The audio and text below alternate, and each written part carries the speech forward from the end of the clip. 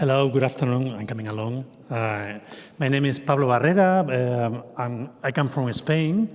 I'm very happy to share to you Destape, produced by Satisfaction Iberia, part of the French group Satisfaction.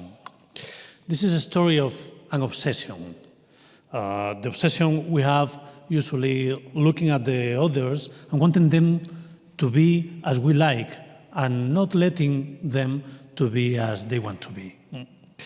The story begins in Spain in 1992, where two TV journalists are making a report about poverty, and they discover the corpse of a beggar in the street.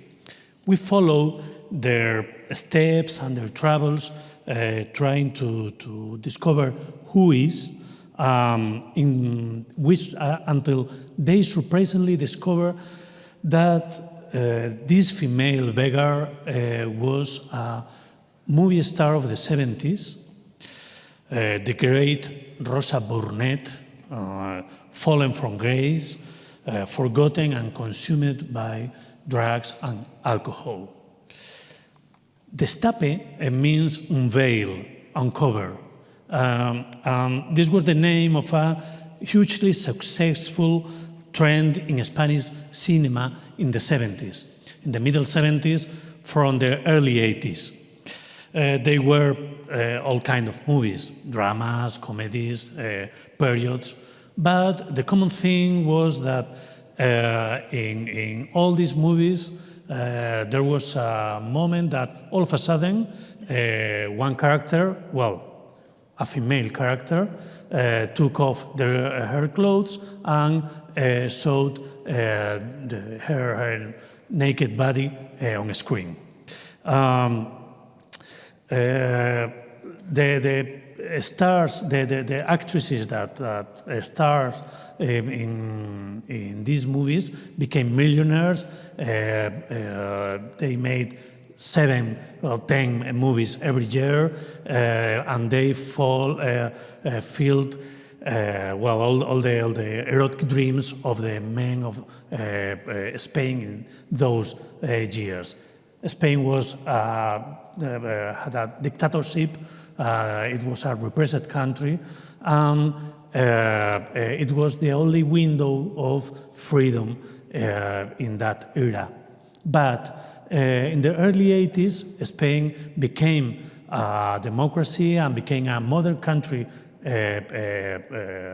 quickly, and these stars fell from the sky to the earth as fast as they rose. All of them fell in bankruptcy, in addictions, and suicides. Our Rosa Burnett is a fictional character, but she is based upon those real stars of the 70s. And at the same time that you can see in this picture, she was a symbol of the sexualized use of women, of the abuse by the men that surrounded her. The journalist revealed surprising information about her. Rosa had an unwanted son that she gave up for adoption. She was involved in an homicide, and she lost all her money just in one night. And also, they discovered an unreleased film that contains some pictures, some shooting about real violence. This film will put the journalists in danger in the present days. Well, their TV report is a success. They win awards, their careers as journalists arise, but then a phone call makes them discover that they've made a serious mistake in their investigation. Hi, I am Rosa Burnett, and I am not dead. The corpse they found in the street was not her. Rosa dares to come back from the shadows to recover that son she had at 19 and gave up for adoption. But she's not coming just for that. Our story will be told in two eras, the 19th and the 70s. In the 90s, well, this is the present of our series. We will see there the journalist investigating and trying to discover the 1,000 faces of Rosa. And we also will see a 40-year-old Rosa recovered from her addictions, pulling the strings as a puppeteer to restore the truth about her life.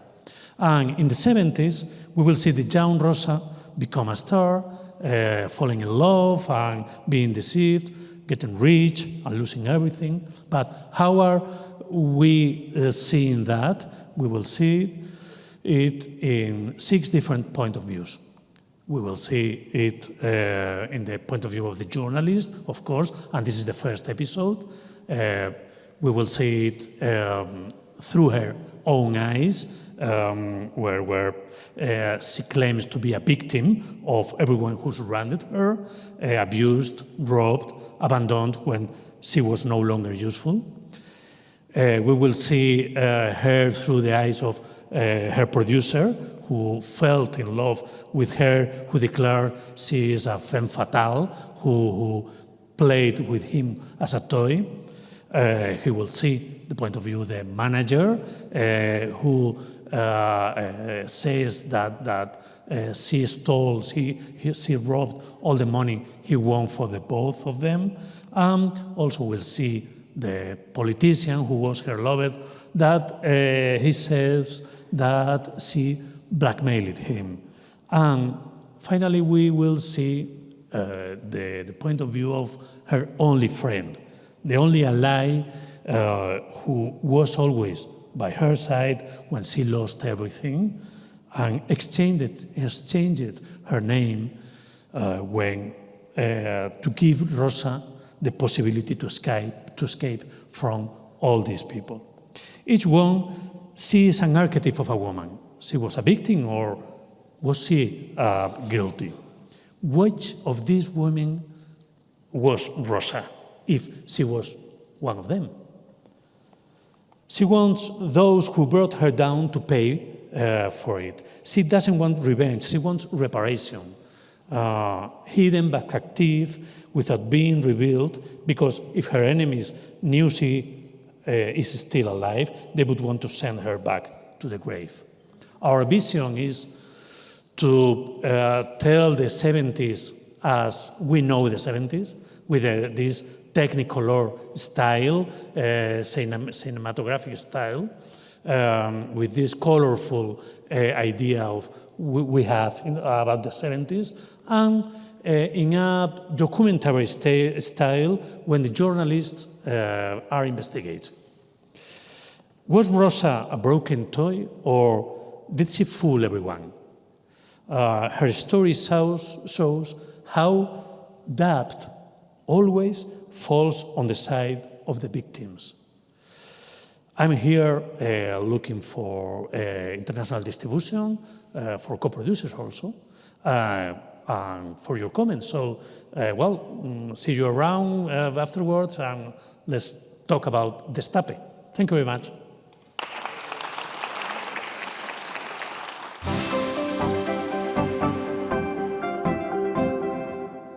Hello, my name is Teodora, and I am the writer and creator of Goat War.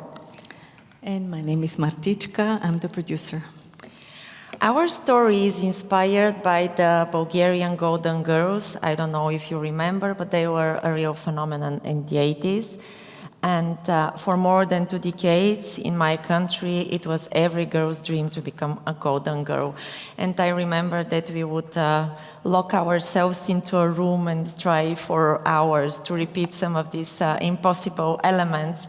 But back then we didn't know what was hidden behind this glory and this image. For us, there were the biggest stars. Our story is set up in the 80s during one of the most significant and absurd events of the Cold War. the boycotts of the Olympics in Moscow and in Los Angeles. At the time, all competitions and medals were used for propaganda and espionage. And one of the sports that Soviet Union develops in order to show its supremacy was the rhythmic gymnastics. But let's first see the teaser.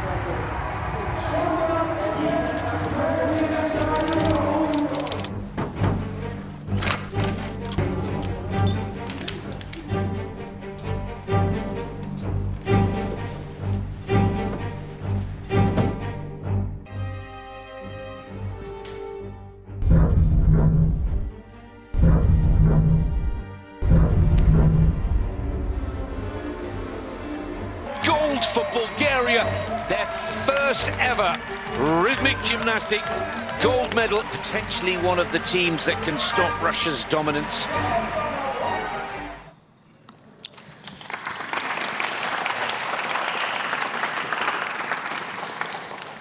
We are inspired by these true events, but our characters are fictional.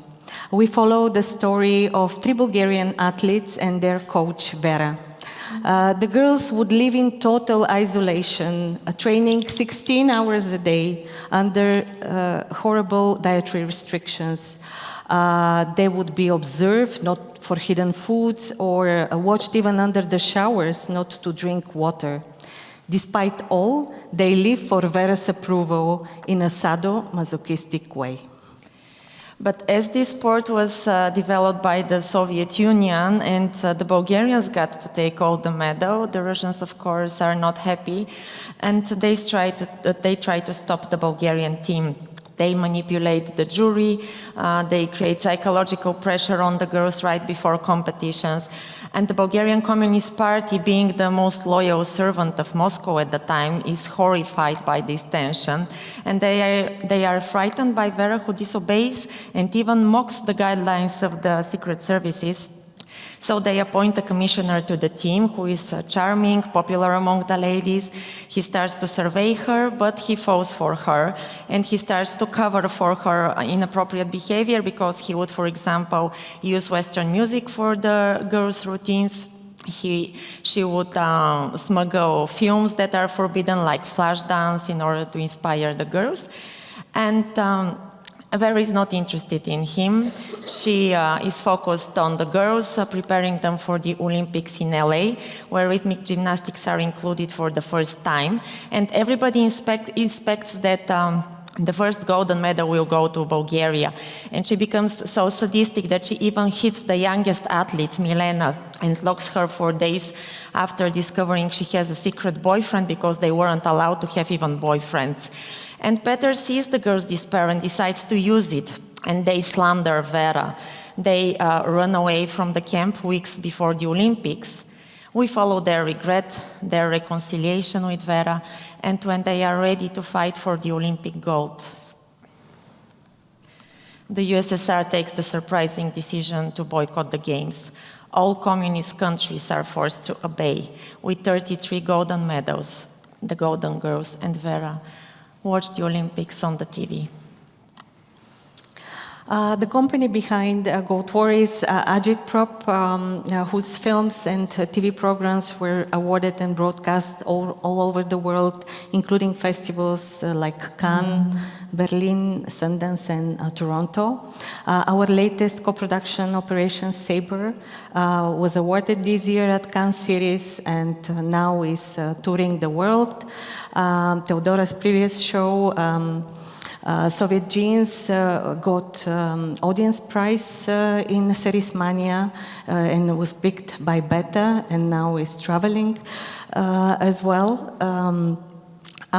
This is our second collaboration together. Our previous show is called Father's Day, and it was pronounced the best Bulgarian TV show for 2019. Gold War is 6 parts, 55 minutes. We have secured nearly half of the budget through Bulgaria and European Union, and we are looking for international co-production and broadcasters to join us into this amazing journey. Thank you very much. Thank you.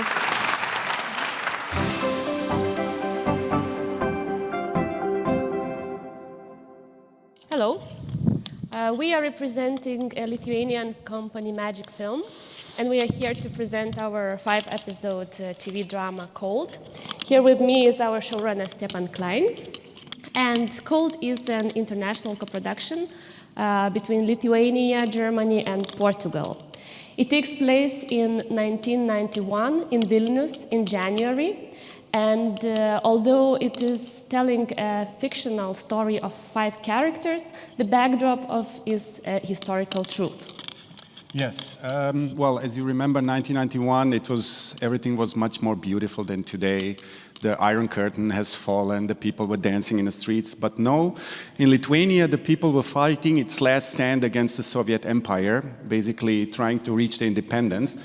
And Cold is set around these events in January. It was between 11th and 13th of January when the streets were crowded with people yearning for freedom. Gorbachev has sent tanks. Many were killed, thousands were injured, until Lithuania started basically the downfall of the Soviet Empire. So what we are trying to show with this TV series is a really new, fresh perspective of the collapse of the Soviet Union that was never told so far. And if we have to put it in a couple of topics or messages, Cold has a lot of them, but the main ones are definitely freedom, truth, family, survival, and mostly the moral responsibility in the times of crisis. So let me tell you a little bit about the plot of Cold. Plot of Cold the main plot is revolving around the secret KGB documents that contain the names and the code words of the KGB assets inside of Lithuania. So young journalist, German journalist, Clara, working in Soviet Union, she's of Lithuanian descent, origin. She discovers those documents while she's searching her family history, trying to prove actually that her grandfather might have been working with KGB. And once she finds these documents, she decides to take them and try to get them out of the country to show the real truth to the world. But she starts, with her actions, she starts a spiral of violence and wild chase around Lithuania. The documents before that were in charge of Popov. He's a KGB agent, highly decorated officer of KGB, but he belongs also to the rogue group of KGB officers who are preparing actually for the downfall of the Soviet Union and trying to secure as much asset and information to keep the control of the future independent countries. So as Popov loses these documents, of course he cannot go to KGB and say oh, by the way, I lost the documents.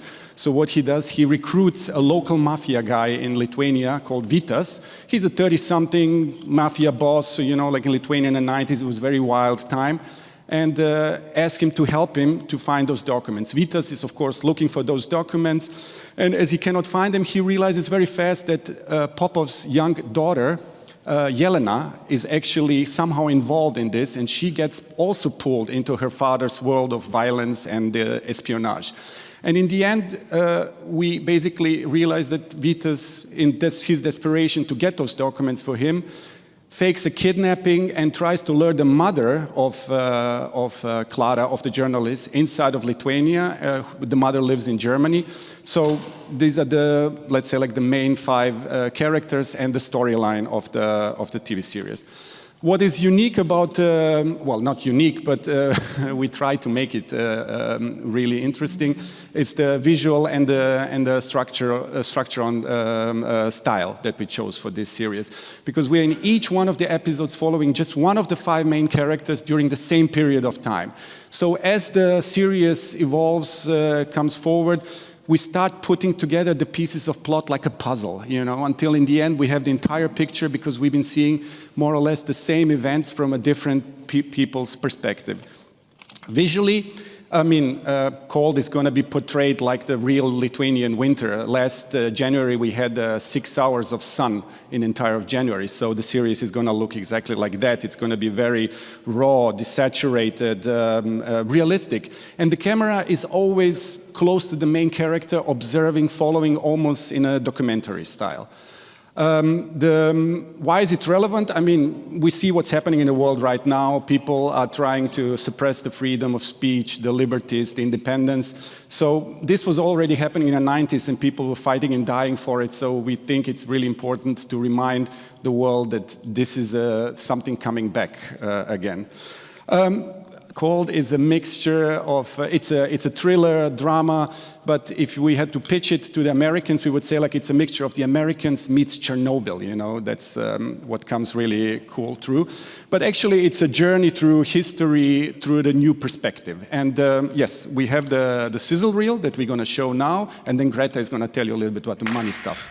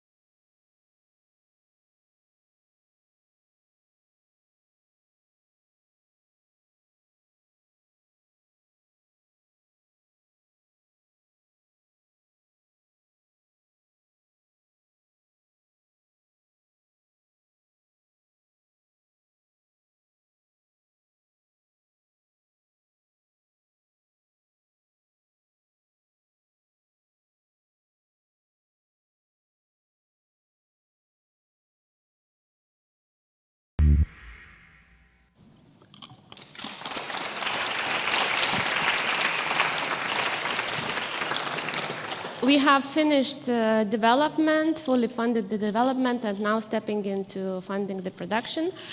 We are ready to, we'll be ready to shoot in end of 2025. And this is already backed by Lithuanian national television and local VOD player Telia. And we are still looking for foreign broadcasters and sales agent. So, thank you.